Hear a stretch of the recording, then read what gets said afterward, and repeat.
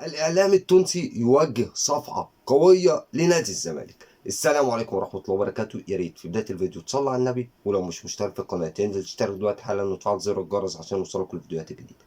ما تنساش اللايك والشير للفيديو. في البداية كده قبل ما نخش على مقطع الإعلام التونسي، رحلة الزمالك المتجهة إلى تونس استبعاد مصطفى شلبي من قائمة نادي الزمالك. ليه يا فندم؟ خالد الغندور بيقول لك أصل اللاعب بيمر بمشاكل نفسية. والله العظيم حاجة تضحك، وانتوا ذات نفسكم بتضحكونا. طب والعقد اللي واخده ده ايه؟ النص مليون في الشهر ده ايه؟ 500,000 ولا 600,000؟ هتخصم منه ولا ايه؟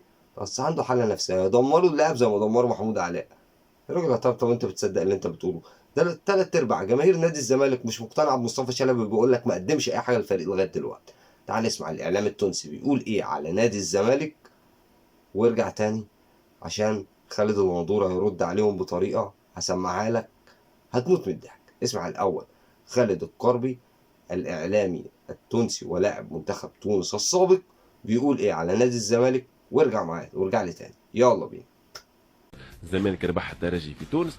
قال لك رصدنا مكافآت خاصة للاعبي الزمالك في حالة الفوز على الترجي في المباراتين. تفرجت انت في الزمالك والمريخ؟ شوية مش برشا. انا تفرجت في الماتش كامل. ما هو صفر صفر وفيه. صفر صفر وفيه، والمريخ ضيعت برشا كور. نقول لك حاجه، الزمالك فريق اضعف فريق في الحلقه، في المجموعة. في المجموعه أضعف فريق يعني. مش في المجموعات الكل. ما عنده حتى ستيل دو جو بالحق. وقسما بالله تفرجت فيه ما عنده حتى ستيل دو جو. صحيح قربي قسما بالله والرئيس هذايا نقول لك حاجه كبر وخرف. قسما بالله تو معناتها يهاجم مرتضى منصور. دقيقة برك معناتها تو يحكي على الترجي الرياضي التونسي اللي هي تو عندها الاسبيرونس، عندها تو 6 نقاط، واللي تقدم معناتها ربحت بالوزداد اللي هو معناتها فافوري على الزمالك، اللي ربح الزمالك في الزمالك فوالا معناتها ولا ولي ريزولتا نتاعو في الشامبيونات كاتاستروف. معناتها فهمت انا كيفاش باش يربحها، ما عندوش اليات وما عندوش حاجه ابار زيزو وبار الجزيري نتاعنا شويه.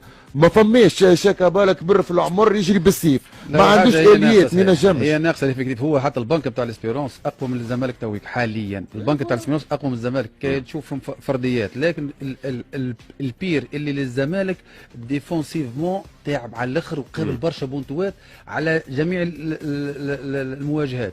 يعني حتى في الشامبيونات نتاع مصر نقطة الضعف نتاع الزمالك هي الديفونس، هي نقطة القوة نتاعها كما قال لك، عندها زوز بتباتها في القدام. اما ما تنجمش انت تو مثلا الكرة فيها كل شيء، لكن كان باش نحكوا علميا ونحكوا بامور عقلانية، الاسبيرونس تعطي كارتون حسب الافكتيف والفوليوم دو جو تاع الاسبيرونس. والله العظيم تصير مهزلة كروية. مهزلة كروية لا نقولوا مهزلة. اتذكر انا فرجت لان الزمالك بيدها ناقصة دي ريكروتمون. ديجا مرتضى منصور اخر مرة عمل مشكله كبيره وهو محامي على جاي مشي يسالوا على ليفيكتيف على امين. قول له ساعه هو اللي يحكي على الماتش اسبيرونس، قول له ساعه انت خلص ديونك باش تتكلم، فعنده دور ترى جوار ما همش كاليفي خاطر عنده ديون. خالد القربي لاعب منتخب تونس السابق بيقول لك نادي الزمالك ما فيهوش غير زيزو والجزيري، وشيكابالا مش قادر يجري. والله العظيم انت ضحكتني مش قادر يجري دي. بيقول لك نادي الزمالك اضعف فريق في المجموعه. المريخ السوداني ضيع فوز سهل جدا من امام نادي الزمالك، وانا عندنا هنا في مصر طالعين اللي قال عليه بنادي الزمالك. نادي الزمالك رغم ان هو غريم التقليدي، بس انا كاهلاوي حزين جدا على مستواه، حزين جدا جدا على اللي بيحصل فيه حاليا. اما بالنسبه لخالد القربي بيقول لك المكافآت اللي رصيدها المستشار مرتضى منصور لعيبه نادي الزمالك في حال الفوز على الترجي، بقول له يا اخي روح ادفع الفلوس ادفع الديون اللي عليك الاول وبعد كده كافئ لعيبتك. انت متخيل؟ ده مفيش اعلام في مصر قادر يقول الكلام ده. استاذ خالد القربي او كابتن خالد القربي فعلا مسك اداره نادي الزمالك غسيل ومكوى زي ما بنقول عندنا في مصر. وفعلا الزمالك السنه دي مستواه سيء جدا جدا جدا جدا فوق ما انت تتخيل. لو عايز تعرف الاسباب هقولها لك في الفيديو الجاي، هقول لك ايه الزمالك اسباب تدهوره الموسم ده ضايع كده، ومين السبب ومين اللي ضايع منه كل حاجه. اما بالنسبه لخالد الغندور فبيرد على كابتن خالد القربي، بيرد عليه رد غريب قوي، واسمعوا عشان نضحك شويه عليه. يلا بينا. ولا على برنامج في تونس، قعدت اقول حاجتين. الشخص ده لا اللي عايز يشهر، لا اللي عايز يعني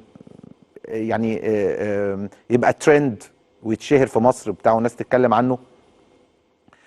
لكن انا يعني او دي وجهة نظره يعني في الزمالك انه فريق مش حلو يعني. فطبعا نادي الزمالك نادي كبير، ورغم انف هؤلاء اللي بيتكلموا، ودول ما بينهم منهم كتير دلوقتي في العالم العربي، يعني يطلع اللي عايز يطلع يقطع في ده، يتكلم كلمتين على ده، يدوس على ده. مين ده عشان يتكلم على نادي الزمالك ونادي الزمالك بقيمته بتاريخه؟ مين ده يعني عشان يتكلم على نادي الزمالك؟ مين ده اللي يتكلم عن رئيس نادي الزمالك ومجلس ادارته ولاعيبته؟ بص يا كابتن خالد، انت لو مش عارف مين خالد الكربي ابحث عنه في جوجل وهيجيب لك بقى بيانات ولعب فين فاهم يا راجل؟ ده لعب في الترجي وفي الافريقي وفي الرجاء ايه ده؟ كلها انديه شعبيه. انت تقول لي لاعب ملوش تاريخ؟ ده انديه كلها شعبيه. ده لو انت مش عارف يعني هو لعب فين. اما بالنسبه انا عارف ايه اللي مضايقك، ان هو قاعد يتريق على مستوى مرتضى منصور، وده اللي كان مضايقك قوي في الفيديو. مين ده عشان يسخر من المستوى مرتضى منصور، من رئيس نادي الزمالك؟ لاعب كوره يا حبيبي، لاعب كوره يا حبيبي. عندهم مفيش حاجه اسمها احتواء زي هنا، وزي ما انت عارف زي في افريقيا انت مش عارف يبقى ليك احتواء في افريقيا وتعود بس في الدوري المصري يبقى ليك احتواء. هما عندهم للاسف ما بيتكسفوش وبيقولوا الحقيقه، ما بيهمهمش سواء نادي مثلا ترجي، نجم ساحلي، صفاقسي، لا، عندهم الحلو حلو والوحش وحش. النادي بتاعي كويس كويس وبدعمه، سيء سيء وبقول ليه سيء. مثلا العيب في الاداره؟ لا، العيب في الاداره. انما انت هنا كل اللي حواليكوا مؤامره، ومؤامره للاتحاد المصري، ومؤامره للاتحاد الافريقي، ومؤامره الكاف على نادي الزمالك، ومؤامره مش عارف مين، وجن عاملين جن على اللعيبه وشعوذه، والواد ما بيشوفش الجون. هو ده الفرق بينكم وبينهم. عارف ليه؟ هو ده الفرق بينكم وبينهم. انت زعلان ان بيقول على المستوى مرتضى منصور ان هو بيقول له ادفع الفلوس، ادفع الديون اللي عليك الاول وبعد كده كافئ لعيبتك. هو ده اللي مضايقك يا كابتن خالد. اما بالنسبه يا كابتن خالد، هقول لك على حاجه. انت بتقول هو عايز راجل، هو راجل عايز يتشير ويبقى ترند في مصر. انت عايز يبقى ترند في مصر؟ انت شايف ان هو كده؟ او انت بتقول كده، او كل واحد مش مشهور يطلع يقول اي حاجه كده عشان يتشهر؟ ما ناس كتير كده، انت من ضمنهم يا كابتن خالد، انت من ضمنهم والله. اما ما بتلاقيش حد بيعبرك تطلع تشتم في الاهلي او تطلع تغلط في الاهلي.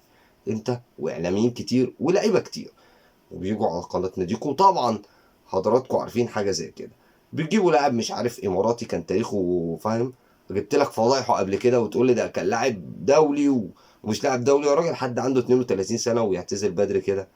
ده معتزل من سنه ولا من سنتين. 32 سنه تقول لي ده كان لاعب دولي، ويقول لك الاهلي ومش الاهلي مين ده؟ مين ده؟ ولا وكان بيلعب وما كانش بيلعب، ده كان احتياطي. انتوا اول ناس بتؤمنوا بالكلام ده، وللاسف مش عايزين تعرفوا جمهوركم الحقيقي ان العيب فين. وقلت لك هقول لك العيب فين بس في الفيديو الجاي. اما بالنسبه اقول لك على مفاجاه جميله ليك. عارف علي فرج حرس الحدود السابق قال لك ان عبد الحميد بسيوني زملكاوي كان نفسه يلعب في النادي الاهلي. عارف ليه كان نفسه يلعب في النادي الاهلي؟ عشان النادي الاهلي فيه استقرار. يا ريت ما تنساش تشترك في القناه وتفعل زر الجرس عشان يوصلك كل الفيديوهات الجديده. السلام عليكم ورحمه الله.